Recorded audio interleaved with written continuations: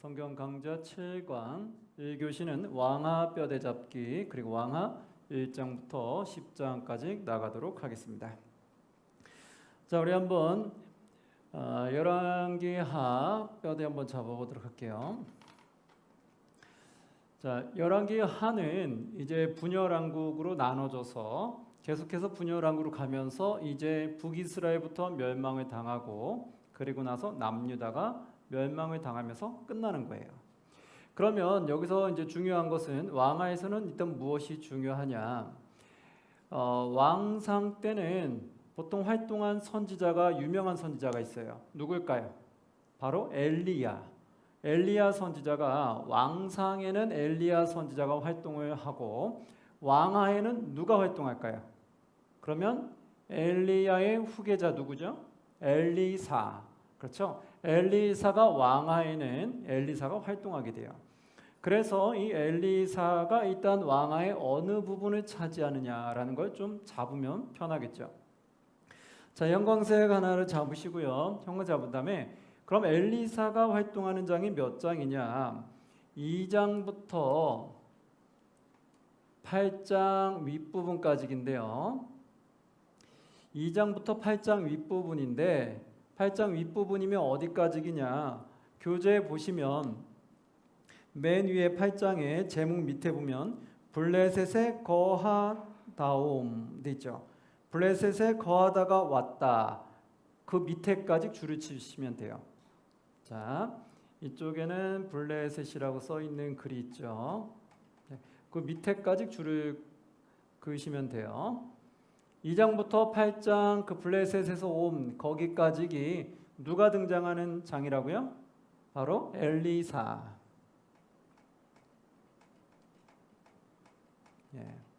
그래서 엘리사가 활동하는 장은 2장부터 8장 초반까지이다 라고 기억하시면 되겠어요. 그 다음에 이제 또 중요한 건 무엇이 있을까요? 그럼 이제 북이스라엘이 멸망당하는 곳이 어디냐라는 걸 알아야 되겠죠. 북이스라엘 멸망되는 곳이 어디냐? 다른 색 형광색 있으면 하나 잡으시고요. 바로 17장을 박스를 쳐세요. 17장이 어디가 멸망하는 장이다? 북이스라엘.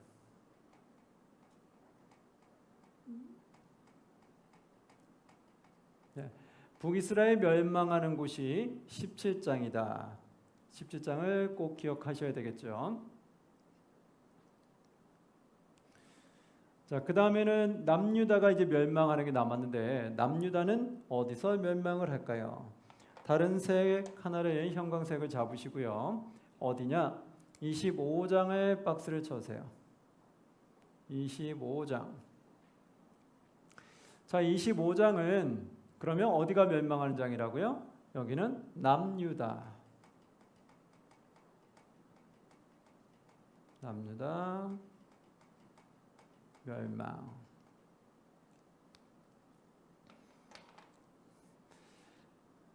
자, 왕하는 1장부터 25장인데요. 세 가지 핵심을 잡으면 된다고 했어요. 첫 번째는 누구 활동한 거? 선지자 엘리사. 어디서부터 어디라고요? 2장부터 8장 초반까지 블레셋 내용까지 거기까지이고 그 다음에 북이스라엘 멸망하는 건 몇 장이다? 바로 17장이다. 이걸 아시면 되겠죠. 그래서 북이스라엘이 멸망은 17장에서 끝나는구나. 그럼 북이스라엘 내용을 18장 이상부터 찾으면 될까요? 안 될까요? 안 되죠. 18장부터는 남유다만 내용이 나오게 되는 거예요. 그래서 북이스라엘 내용은 17장까지만 나온다. 기억하시면 되겠고요. 마지막에 25장은 어디가 멸망한다고요? 남유다가 멸망한다. 그래서 남유다 멸망하는 내용으로 열왕기하는 이제 끝나게 됩니다. 자, 이 구조 세 가지 뼈대 잡으셨죠? 자, 그러면 오늘은 1교시는 1장부터 10장을 나갈 거예요. 그러면 1장부터 10장 왕들 사이에 누가 등장한다는 거 알 수 있어요? 엘리사 선지자가 활동하는구나 라는 걸 알 수가 있죠. 그럼 엘리사 내용이 나오겠네요. 한번 내용 들어가 보도록 하겠습니다. 자, 교재 한번 펴주시고 그리고 성경책 한번 펴주세요. 성경책 열왕기하 1장 펴주시고 교재도 열왕기하 1장을 펴주시면 됩니다. 자, 그럼 한번 내용 들어가 보도록 할게요. 1장 1절에 보면 누가 등장하냐? 아하시야가 등장해요. 1장 1, 2절 보시면 아합이 죽은 후에 모압이 이스라엘에 배반하였더라.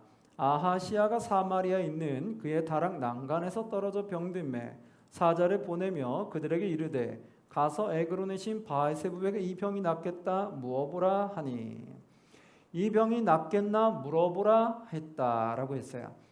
지금 이 아하시야 왕이 병이 걸렸는데 누구한테 물어보라고 했다고요? 바로 바알세부백에, 에그론의 신, 즉 이방신에게 지금 물어봐 달라는 거예요. 이거를 하나님의 백성, 하나님이 백성들을 다스리는 왕이, 지금 북이스라엘 왕이 지금 이방신에게 물어봐 달라고 한 거예요. 그래서 사신들을 보내게 됐는데 3절에 보니까 이렇게 나와요. 여호와의 사자가 디셉 사람 엘리야에게 이르되 너는 일어나 올라가서 사마리아 왕의 사자를 만나 그에게 이르기를 이스라엘의 하나님이 없어서 너희가 에그론의 신 바알세부백에 물으러 가느냐. 그러므로 여호와의 말씀이 너가 올라간 침상에서 내려오지 못할지라 너가 반드시 죽으리라 하셨다 하라. 엘리야가 이에 가니라. 이렇게 나오죠. 자, 여기 보면은 엘리사가 2장부터 등장해요. 그럼 1, 2장에는 누가 나오면서 교체가 되냐면 엘리야 선지자가 등장해요. 1장까지는 엘리야가 계속 등장하고 왕상부터 왕하 1장까지, 그리고 왕하 2장에 돼서 엘리야가 하늘로 올라가고 엘리사가 2장부터 이제 선지자 역할을 하게 되죠. 지금 1장에는 엘리야가 등장하는 걸 알 수가 있어요.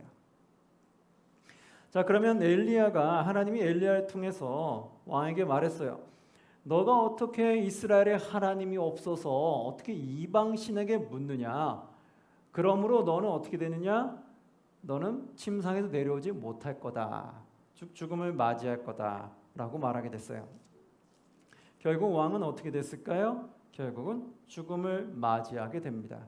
그래서 이 아하시야 왕은 결국 이방신을 의지했다가 결국은 죽음을 맞이하게 됐던 거죠. 살아계신 하나님을 우리는 꼭 섬겨야 됩니다. 우리는 이 땅의 모든 만물들은 창조주 하나님이 창조한 피조물들이에요. 그러니까 이 피조물을 우상으로 살아있는 신처럼 우리가 섬기면 안 되겠죠. 그래서 우리는 살아계신 오직 유일하신 하나님만 섬겨야 된다. 여기서도 결국 아하시야는 피조물 우상을 섬기다가 죽음을 맞이하게 됩니다.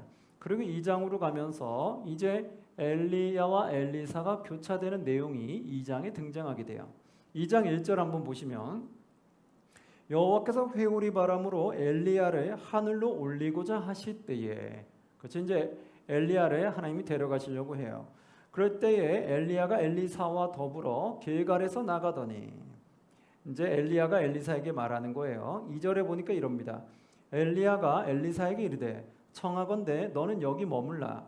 여호와께서 나를 베델로 보내시느니라 하니, 엘리사가 이르되 여호와께서 살아계심과 당신의 영혼이 살아있음을 두고 맹세하노니 내가 당신을 떠나지 아니하겠나이다 하는지라. 이에 두 사람이 베델로 내려가니. 엘리야가 엘리사에게 말해요. 하나님이 나를 이제 부를 때가 다 됐으니까 너는 여기 있어라. 내가 부름 받은 곳으로 가야 되겠다. 그래요. 근데 엘리사가 끝까지 엘리야를 놓지를 않으려고 하는 거예요. 나는 끝까지 당신을 따라갈 겁니다. 라면서 끝까지 따라가게 되는 거죠. 베델로 일단 따라갔어요. 그리고 나서 3절에 보니까 베델에 있는 사람들이 엘리야를 하나님이 불러가시는 걸 다 알고 있었던 거예요. 3절 보면 베델에 있는 선지자의 제자들이 엘리사에게 나와 그에게 이르되 여호와께서 오늘 당신의 선생을 당신의 머리 위로 데려가실 줄을 아시나이까 하니, 이르되 나도 또한 아노니 너희는 잠잠하라 하니라. 지금 다 알고 있었던 거예요. 다른 선지자들도 하나님이 엘리야를 데려갈 줄 알고 있었던 거고 엘리사도 알고 있었던 거예요. 그래서 이 엘리사가 엘리야를 떠나지 않는 거예요. 왜냐하면 하나님이 엘리야를 부를 걸 알기 때문에 끝까지 마지막까지 함께하고 싶었던 거죠. 그래서 하나님이 베델로 부른 다음에 4절에 보니까 여리고로 부르셨어요. 근데 여리고에 또 엘리사도 따라가요. 8절에 보니까 이제 요단 강가로 가게 됩니다. 그리고 8절에 엘리야가 겉옷을 가지고 말아 물을 치매 물이 이리저리 갈라지고 두 사람이 마른 땅 위로 건너더라. 요단강이 건너가는 거, 요단강이 갈라지는 역사가 일어났죠. 이런 놀라운 성령의 역사가 일어나는 가운데 9절에 보면 엘리야가 엘리사에게 이렇게 말합니다. 건너매 엘리야가 엘리사에게 이르되 나를 너에게서 데려감을 당하기 전에 내가 너에게 어떻게 할지를 구하라. 엘리사가 이르되 당신의 성령이 하시는 역사가 갑절이나 내게 있게 하소서 하는지라. 엘리야가 이제 떠날 때가 다 돼서 엘리사에게 말합니다. 내가 하나님 부름을 받기 전에 너가 나에게 구하고 싶은 것이 있으면 구해봐라 라고 말하게 되죠. 그러자 뭘 구했냐면 당신의 성령이 하시는 역사가 갑절이나 내게 있게 하소서. 즉 당신을 통한 성령의 역사가 나에게는 갑절이나 있기를 원합니다 라고 그것을 부탁하게 됐어요. 그런데 이 성령의 능력은 피조물인 인간인 엘리야가 할 수 있는 걸까요? 못하는 거죠. 그래서 엘리야가 뭐라면 나는 할 수 없다라고 말해요. 너가 요구한 건 나는 할 수 없지만 그러나 하나님이 하실 수 있을 거다라고 말하면서 뭐라고 말하냐면 10절에 이렇게 말하죠. 이르되 너가 어려운 일을 구하는도다. 그러나 나를 너에게서 데려가시는 것을 너가 보면 그 일이 너에게 이루어지려니와 그렇지 아니하면 이루어지지 아니하리라. 이렇게 말하죠. 그래 너는 참 나한테 어려운 걸 구하는구나. 내가 너에게 줄 수 없는 걸 구했구나. 그러나 하나님 나를 불러가시는 걸 너가 정말 본다라면 하나님 너에게 그렇게 역사하실 거야 라고 말하게 됐죠. 그리고 나서 11절 보니까 정말 하나님이 데려가게 됩니다. 두 사람이 길을 가며 말하더니 불수레와 불말들이 두 사람을 갈라놓고 엘리야가 회오리 바람으로 하늘로 올라가더라. 회오리 바람과 함께 하늘로 올라가 버린 거예요. 그런데 이것을 엘리사가 다 목격하게 된 거예요. 그러고 나니까 이제 이 엘리사에게도 그 능력이 생기게 됩니다. 한번 보시면 14절에 이렇게 나와요. 엘리야의 몸에서 떨어진 그의 겉옷을 가지고 물을 치며 이르되 엘리야의 하나님 여호와는 어디 계시니까 하고 그도 물을 치매 물이 이리저리 갈라지고 엘리사가 건너니라. 엘리야가 행했던 놀라운 역사를 엘리사도 함께 행하는 것을 보게 되죠. 바로 이런 놀라운 역사가 결국 엘리사에게도 임하게 됩니다. 그러면서부터 이제 엘리사가 본격적으로 이제 엘리야 없이 엘리사가 단독으로 이제 선지자의 활동을 하게 됩니다. 계속해서 보게 되면 3장으로 넘어가면 3장에 누가 등장하게 되냐면 3장 1, 2절에 유다의 여호사밧 왕 18째 해에 아합의 아들 여호람이 사마리아에서 이스라엘을 12해 동안 다스리니라. 아합의 아들 여호람이 이스라엘의 왕으로 등극하게 됐어요. 그런데 2절에 보니까 그가 여호와 보시기에 무엇을 행했다고요? 악을 행하였으나. 우리가 성경에 보면 우리는 여호와 보시기에 악을 행하면 될까요? 안 될까요? 안 되지요. 하나님은 여호와 보시기에 악을 행하는 자를 하나님 좋아하실까요? 안 좋아하실까요? 안 좋아하지요. 그래서 여호와 보시기에 악을 행한다는 말을 들었다는 것은 하나님 보시기에 매우 좋지 않다라는 거예요. 그래서 우리도 하나님을 믿는 그리스도인들은 하나님 보시기에 악을 행하면 안 되겠죠. 그래서 우리 그리스도인들은 하나님 보시기에 옳은 길, 선한 길로 걸어가셔야 돼요. 그래서 악은 버리셔야 됩니다. 여기서도 그 여호람 왕은 결국 여호와 보시기에 악을 행했어요. 그리고 하나님 보시기에 좋지 않은 행위를 하게 된 거죠.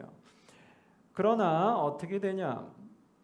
이러한 악을 행하다 보니까 결국 4절에 모압 왕 메사는 양을 치는 자라 새끼 양 10만 마리의 털과 수양 10만 마리의 털을 이스라엘 왕에게 바치더니 5절 아합이 죽은 후에 모압 왕이 이스라엘 왕을 배반한지라. 결국 아합이 죽고 나니까 어떻게 돼요? 모압 왕이 이스라엘을 배반했다. 즉 이제 이스라엘의 어려움이 찾아오기 시작해요. 하나님 보시기에 선한 길, 옳은 길로 걸어가면 하나님이 축복을 주시지만 하나님 보시기에 악을 행하면 어떻게 될까요? 그러면 하나님으로부터 책망이 온다는 거예요. 그리고 하나님의 진노하심을 사게 된다는 거죠. 여기서도 결국은 이 여호람은 하나님으로부터 책망 또 진노함을 받게 되는 것을 보게 됩니다.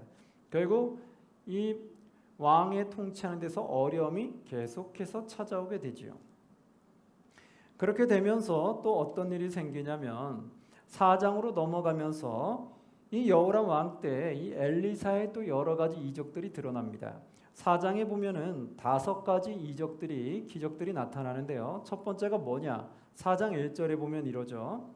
선지자의 제자들의 아내 중에 한 여인이 엘리사에게 부르짖어 이르되 당신의 종 나의 남편이 이미 죽었는데 당신의 종이 여호와를 경외하는 줄은 당신이 아시는 바니이다. 이제 빚준 사람이 와서 나와 두 아들을 데려가 그의 종을 삼고자 하나이다 하니. 결국은 선지자의 아내가 찾아와서 간곡히 부탁하는 거예요. 본인의 남편이 이미 죽었는데 빚을 진 게 많다는 거예요. 그래서 빚을 준 사람이 찾아와서 자신을 노예로 삼겠다라는 거예요. 그래서 종으로 삼겠다고 해서 이걸 어떡합니까? 좀 도와주십시오라고 간구하게 되는 거죠. 그러자 이 엘리사가 여러 가지 이적을 통해서 결국 그 기름이 끊임없이 그릇만큼 나오게 함으로 인해서 그를 그 어려움 가난으로부터 다시 벗어날 수 있게끔 도와주게 되는 이적이 나옵니다. 내용을 한번 읽어보시면 아실 거고요. 그런데 여기서 이 선지자의 아내가 엘리사에게 부탁하는 데 있어서 한 가지 중요한 대목이 있어요. 뭘까요? 4장 1절 중반에 보면 그 엘리사에게 부탁하는데 뭐냐면 당신의 종 나의 남편이 이미 죽었는데 이 남편이 어떤 사람이라고 말해요? 당신의 종이 여호와를 경외하는 줄을 당신이 아시는 바니이다. 죽은 남편이 여호와를 어떻게 한다고요? 경외하는 줄을 당신이 안다. 즉 남편이 하나님을 열심히 경외했던 것, 하나님 말씀 살려고 열심히 노력했던 것을 부각시키는 거지요. 바로 이와 같이 하나님께서 열심히 살았으니까 도와달라고 부탁을 했던 거예요. 만약에 이 선지자가 이 아내의 남편이 하나님을 경외하지 아니하고 악의 길을 걸어갔다라면 이 선지자 아내가 이런 부탁을 할 수 있었을까요? 매우 어렵겠죠. 우리 남편이 악의 길을 행하였으니 내 남편이 그 길을 갔으나 나를 도와주옵소서라고 말하는 것은 참 어렵겠죠.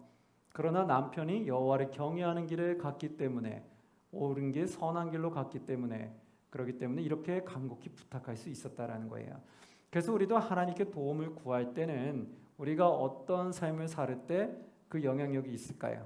바로 하나님 보시기에 선한 길, 하나님을 경외하는 삶을 살아갔을 때 우리가 어려운 일이 처할 때 하나님께 간구할 수 있는 거예요. 근데 우리가 하나님 보시기에 악의 길을 걸어가면서 저 힘들 때마다 나 좀 도와주세요 이러면 이게 어떻게 되겠어요? 하나님이 돕기가 매우 힘들겠죠. 그래서 악의 길을 가면서는 내가 힘들 때마다 하나님을 찾는 것이 어떻게 보면 참 부끄럽다라는 것을 알게 되죠. 그리고 그러할 경우에 성령의 역사가 나타나는 것도 매우 어렵다는 것을 여러분 아시면 되겠습니다. 여기서 결국 그 아내는 엘리사의 도움으로 인해서 결국은 그 어려움을 해결함을 받습니다. 또 다른 것은 이제 8절에 보니까 하루는 엘리사가 수넴에 이르렀더니 거기 한 귀한 여인이 그를 강권하여 음식을 먹게 하였으므로 엘리사가 그곳을 지날 때마다 음식을 먹으러 그리로 들어갔더라. 엘리사가 수넴에 이를 때 이제 길을 떠나다가 지나가다가 수넴 지역에 이를 때마다 수넴에서 한 여인이 그를 매우 잘 섬겨준 거예요. 그래서 그 여인을 귀한 여인이라고 말하게 돼요. 그럼 뭘까요? 하나님의 종을 잘 섬겨준 아주 귀한 사람이라는 걸 말하는 거죠. 그래서 이렇게 하나님의 사람을 잘 섬겨준 이 여인이 나중에 보니까 무언가 도움을 주고 싶은 거예요. 그러니까 엘리사가 이렇게 도움만 받으니까 좀 미안하기도 하고 무언가 도와주기 위해서 필요한 게 무엇이 있을까라고 사환 게하시하고 의논을 합니다. 그리고 게하시가 이것을 말하죠. 이 가정에는 다 괜찮은데 자녀가 없다라는 거예요. 옛날에는 이 자녀가 없으면 그러면 그 가정은 참 비참했어요. 그리고 자녀가 없는 후손이 끊긴 집안을 또는 저주받았다라는 식으로 그렇게 사람들의 평이 안 좋았어요. 그래서 후손이 끊긴 집안이 사람들에게 많은 안 좋은 말을 많이 들었던 시대였죠. 그러다 보니까 여기가 자녀가 없는 거예요. 그래서 결국은 자녀 아들을 낳을 수 있도록 또 이적을 베풉니다. 근데 이 부부가 좀 나이가 많았어요. 노년인데 노년에 아이를 얻게 됐던 거예요. 그러니 얼마나 이 놀라운 기적입니까?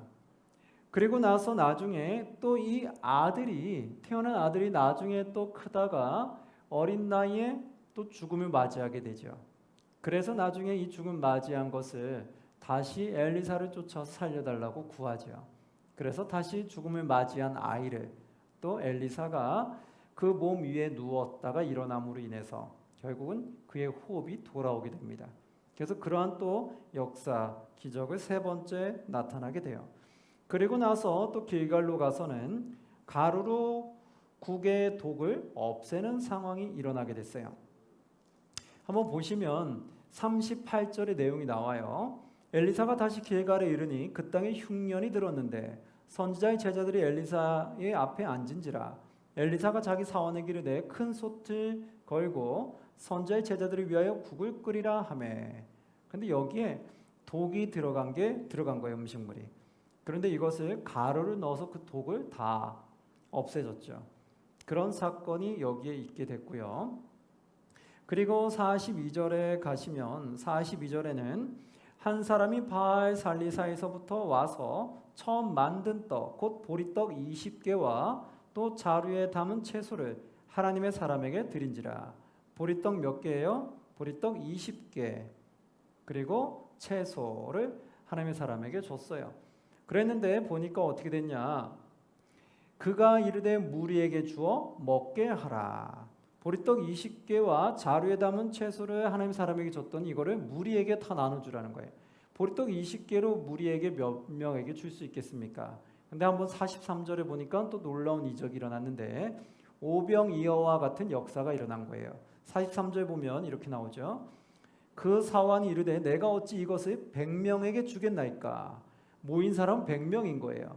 근데 보리떡은 20개밖에 안 되는 거예요. 그래서 어떻게 100명에게 어떻게 내가 다 주겠나이까? 라고 물으니까 엘리사는 또 이르되 무리에게 주어 먹게 하라. 여호와의 말씀이 그들이 먹고 남으리라 하셨느니라. 44절 그가 그들 앞에 주었더니 여호와께서 말씀하신 대로 먹고 남았더라. 이런 놀라운 오병이어와 같은 역사가 일어났죠. 그래서 보리떡 20개와 채소로 100명을 먹인 사건이 일어나게 됩니다. 이러한 5가지 이적들이 일어나게 되고요. 5장에 가니까 우리가 잘 알고 있는 사건에 큰 이적이 있어요. 누굴까요? 바로 나만 장군, 나병을 고쳤던 사건 있죠. 그게 바로 5장의 엘리사의 사건 중에 큰 사건 중에 하나죠. 한번 5장에 한번 보시면 5장 1절 한번 볼게요.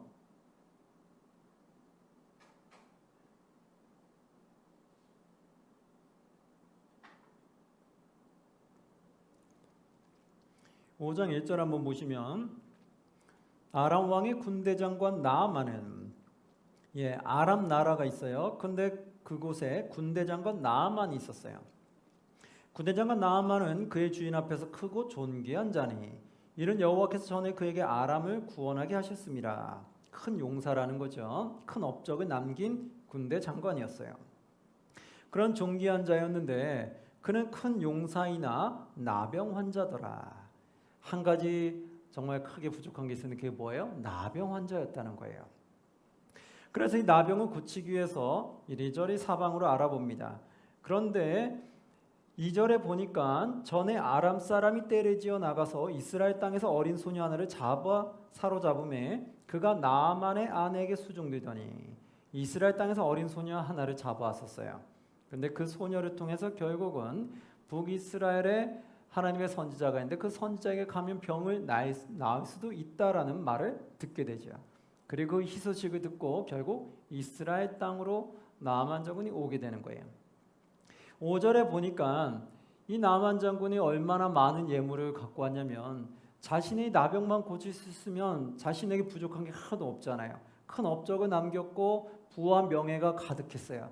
그러다 보니까 병만 나을 수 있다라면 무엇인 줄 수 없겠느냐, 그런 심정으로 정말 많은 예물을 가지고 옵니다. 그게 5절인데 그럼 어떻게 가지고 왔느냐? 아람 왕이 이르되 갈지어다 이제 내가 이스라엘 왕에게 그를 보내리라 하더라. 나아만이 곧 떠날새 은 20달란트와 금 6,000개와 의복 10벌을 가지고 가서, 이스라엘 땅으로 갈 때 얼마를 가져갔어요? 은 10달란트, 금 6,000개, 의복 10벌을 가져갔다는 거예요. 여러분, 은 10달란트 하면 얼마 정도라고 예상됩니까? 많은 사람들이 은 10달란트 하니까 그냥 뭐 큰 금덩어리 가져갔나 보다 이렇게 생각할 수 있는데, 한번 오늘 그 조금 짚어드리고 갈게요. 자, 보면은 달란트에는요 두 종류가 있어요. 달란트에는 뭐가 있냐면 은달란트가 있고요, 금달란트가 있어요. 그 성경을 잘 보시면 그냥 달란트라고 하면은 보통 은달란트를 말하고요, 좀 자세히 말할 때는 금달란트는 꼭 금달란트다라는 말을 꼭 말하게 돼요.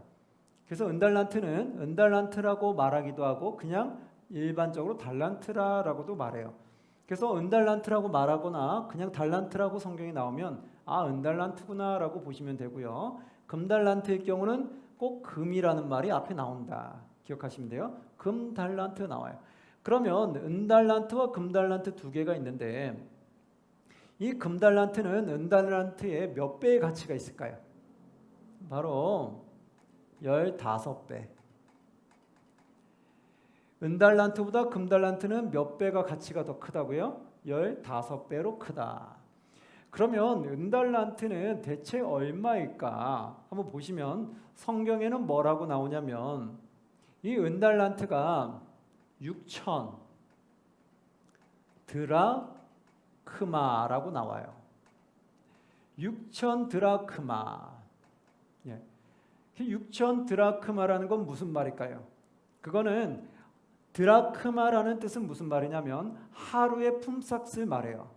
그러면 6,000 드라크마라는 거는 6,000일을 일한 품삯이라는 뜻이겠죠. 그러면 6,000일을 일한 품삯인데, 그러면 우리가 1년이 며칠이에요? 365일이죠. 1년이 365일이에요. 그러면 6,000일을 일한 것을 365일로 나누면 그러면 몇 년이 나올까요? 보시면 계산해 보시면 알겠지만 좀 쉽게 계산을 하면 15년 이상이 나와요. 즉 15배 이상이 되는 거죠. 그래서 15년 이상이 나온다. 그렇게 해서 15년 이상이 나오는 것이 얼마냐? 6,000 드라크마다. 그럼 6,000 드라크마는 15년 이상을 벌어야 되는 거예요. 매일같이 품삯을 받아서 하나도 안 쓰고 몇 년을 모아야 돼요? 15년을 모아야지만 생길 수 있는 게 몇 달란트다? 은달란트 하나다 이거예요. 은달란트 하나가 15년 이상 일한 돈인 거예요. 그러면 여기서 금달란트는 15배잖아요. 그러면 15배가 더 크면 금달란트 하나는 몇 년 이상일까요? 15년 이상에다가 곱하기 15배를 하면 되겠죠. 15배. 그러면 몇 년이 나와요? 225년이 나오죠.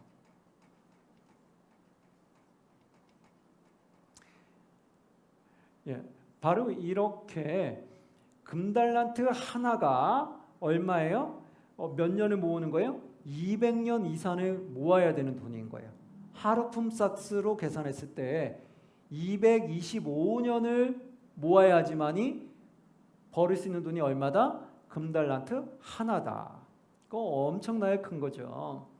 그럼 우리가 나중에 보면 신약으로 가면 달란트 비유가 있잖아요. 금달란트 하나, 또 2개 준 사람, 5개 준 사람이 있었잖아요. 근데 금달란트예요. 그게 앞에 금이라고 써 있거든요. 그럼 금달란트 하나가 큰 액수잖아요. 200년 이상 벌어야 될 돈이에요. 근데 금달란트 하나 받은 사람이 땅에 묻어버렸어요. 왜 묻어봤을까요?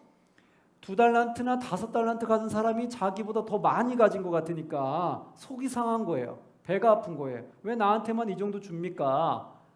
그러니까 화가 나니까 땅에다 묻어버렸다고요. 그런데 잘 보면 금달란트 하나가 어마어마한 돈의 액수죠. 그러니까 금달란트 하나만 해도 원래는 매우 감사한 거라고요. 그걸 가지고 열심히 장사해서 주인의 뜻에 맞게끔 나는 그 2배로 만들면 되는 거예요. 그런데 많은 액수를 가졌는데도 더 많이 가진 사람들과 비교를 하면서 자기보다 더 많이 가진 사람이 자기는 부러우니까 화가 나니까 질투가 나니까 셈이 나니까 많이 가졌는데도 불구하고 땅에 묻어뒀다라는 거예요. 그래서 주인이 와가지고 혼을 냈죠. 그래서 결국 어두운 곳에서 이를 갈리라 하면서 어두운 곳으로 보내버렸어요. 게으르고 악한 종아 이랬다고요. 이 말은 뭘까요, 여러분? 우리가 달란트를 받을 때 우리는 1달란트 받은 사람도 있고 2달란트 받은 사람도 있고 5달란트 받은 사람이 있을 거예요. 그런데 내가 하나님께 받은 은사를 다른 사람이랑 비교해 보니까 다른 사람이 보여서 내가 작아 보이는 거예요. 그러니까 내가 하나님에서 사용하고 싶지 않은 거예요. 불평불만할 때가 있다는 거예요. 하나님 왜 나한테는 이거밖에 안 줍니까? 저 사람은 저렇게 많은 걸 가지고 있는데 왜 저는 이렇게 조금 줍니까? 그래서 하나님의 영광을 위해서 별로 기쁘게 안 살아갈 수 있다는 거예요.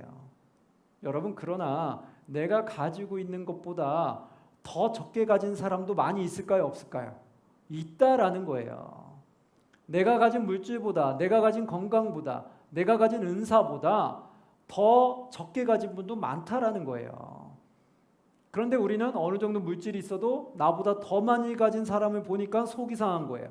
그래서 하나님께 화를 내거나 불평을 할 수 있고, 내가 어느 정도 건강한데도 나보다 더 건강한 사람을 보니까 이게 또 화가 나는 거예요. 그런 것처럼 내가 하나님에게 많은 은사를 받은 게 있는데 더 많이 가진 사람, 더 잘난 사람을 보면서 내가 질투심이 나고 내가 화가 나니까, 그러니까 결국은 하나님께 감사할 줄 모른다는 거예요. 지금 내가 가지고 있는 것도 정말 병원에 있는 사람들을 보거나 다른 지금 몸이 많이 약한 사람, 또 많이 어려운 지경에 속한 사람들에 비하면 내가 그래도 많은 걸 갖고 있는 건데 나보다 더 많이 갖고 있는 사람을 보면서 그걸 부러워하니까 지금 내가 갖고 있는 내 안에서 하나님께 감사할 줄 모르다는 거예요. 그래서 감사함으로 주님을 영광에서 기쁘게 살아가야 되는데 잘 살아가지 않고 늘 불평과 원망한 사람들이 많다라는 거예요. 여러분, 이제 그게 바뀌셔야 돼요. 이 1달란트가 얼마나 큰 것인 걸 알았다라면, 그걸 감사할 줄 안다라면 1달란트 가진 사람 땅에 묻을 수가 없어요. 하나님께 1달란트만 줘도 땡큐하고 감사합니다 하고 열심히 자기 일을 해야 돼요. 주인이 맡겨진 일을 열심히 해야 된다고요.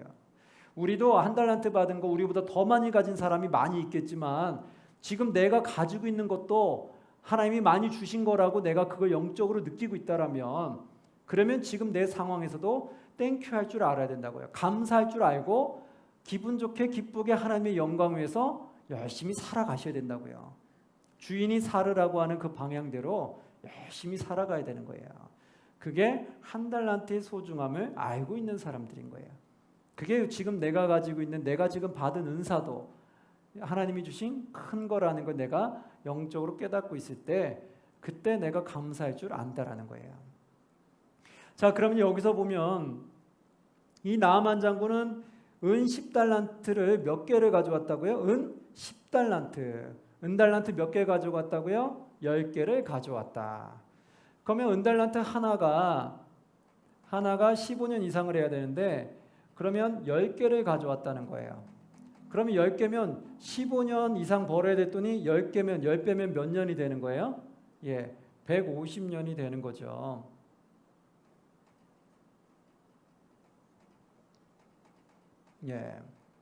은달란트 하나가 15년이면 10개를 가져왔다는 거는 15 곱하기 15라면 150년을 벌어야 되는 돈이에요. 엄청난 거죠. 그러니까 지금 나아만 장군이 은 10달란트를 가져왔다는 것은 우리가 150년을 벌어야 할 돈을 갖고 왔다는 거예요. 그러니까 일반 사람이 모으기에는 어마어마한 돈인 거죠. 근데 나아만 장군은 수많은 업적을 남겼기 때문에 그만큼 수많은 부와 명예를 갖고 있다는 거죠. 그래서 그에서 한번 보시면 은 10달란트와 금 6,000개와 의복 10벌을 가지고 왔다. 이제 이게 엄청난 양이라는 걸 아시겠죠? 이렇게 들고 왔어요. 그리고 나서 이제 엘리사에게 예물을 줄 테니 치유해 달라고 간 거죠. 근데 엘리사가 그를 만나주지 아니하고 뭐라고 말했냐면 10절에 보니까 엘리야의 사가 사자를 그에게 보내 이르되 너는 가서 요단강에 몸을 7번 씻으라 너의 살이 회복되어 깨끗하리라 하는지라. 요단강에 가서 몸을 7번 씻으라는 거예요. 그럼 몸이 깨끗하게 치유될 거라는 거예요. 근데 이 나아만 장군에게는 그만한 믿음이 없었어요. 아니 어떻게 내가 이 나병 때문에 고생한 세월이 어느 정도인데 어떻게 요단강에 가서 몸만 7번 씻으면 이 심한 병이 어떻게 깨끗하게 나아질 수 있어? 이건 말이 안 되는 거야 이런 거야. 그러니까 화가 나버린 거예요. 나한테 와서 뭐 안수를 하든 뭐라든 크게 부르짖던 뭐 신에게 부르짖어서 뭔가 액션을 취해서 병을 치유할 줄 알았는데 그냥 간단하게 요단강가에서 7번만 들어왔다 나오면 깨끗해진다는 거예요. 그러니까 이 나아만은 이게 이해가 안 됐던 거예요. 그래서 12절에 보면 이렇게 화를 내요. 12절 13절에 보면 이렇게 나오죠. 다메섹 강 아마나와 바르바른 이스라엘 모든 강물보다 낫지 아니하냐. 내가 거기서 몸을 씻으면 깨끗하게 되지 아니하랴 하고 몸을 돌려 분노하여 떠나니. 화가 나서 떠났어. 이게 뭐 하는 거야 지금 이런 거죠. 그러자 13절에 그의 종들이 나와서 말하 이르되 내 아버지여 선지자가 당신에게 큰 일을 행하라 말하였더라면 행하지 아니하였으리까. 하물며 당신에게 이르기를 씻어 깨끗하게 하라 함이니까 하니. 결국 주변에 같이 왔던 신하들이 말리는 거예요. 아니 큰 거를 부탁한 것도 아니고 가장 쉬운 거를 부탁했는데 더 큰 거 부탁해도 하지 않았겠습니까? 근데 간단한 건데 일단 한번 순종하고 봅시다 라고 지금 설득을 하는 거죠. 그러자 14절 놀라운 일이 일어납니다. 나아만이 이에 내려가서 하나님의 사람의 말대로 요단강에 7번 몸을 잠그니 그의 살이 어린아이의 살같이 회복되어 깨끗하게 되었더라. 예. 정말 그 말에 순종하고 들어갔다 나왔더니 몸이 어떻게 됐다고요? 깨끗해졌다. 놀라운 일이 생겼어요.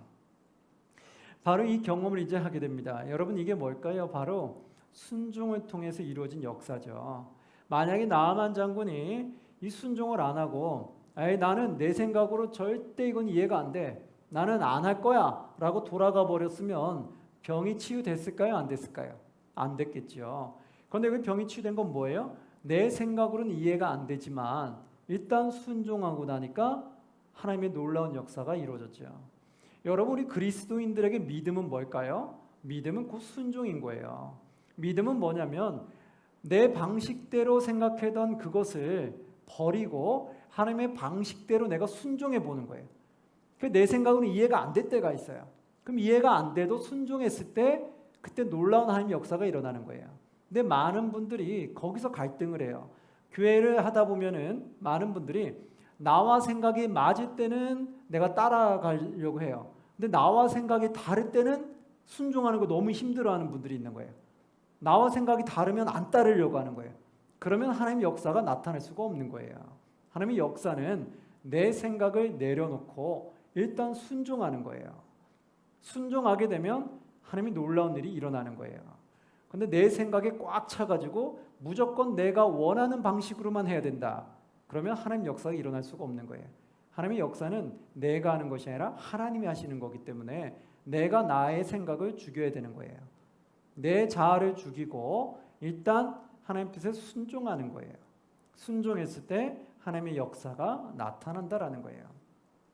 이 나아만 장군도 결국 순종을 통해서 나타나게 됐고 그래서 하나님을 찬양하게 되는 역사가 나타나게 됩니다. 이런 놀라운 일이 일어났고요. 6장으로 가니까 6장에도 계속해서 놀라운 일이 일어나게 돼요.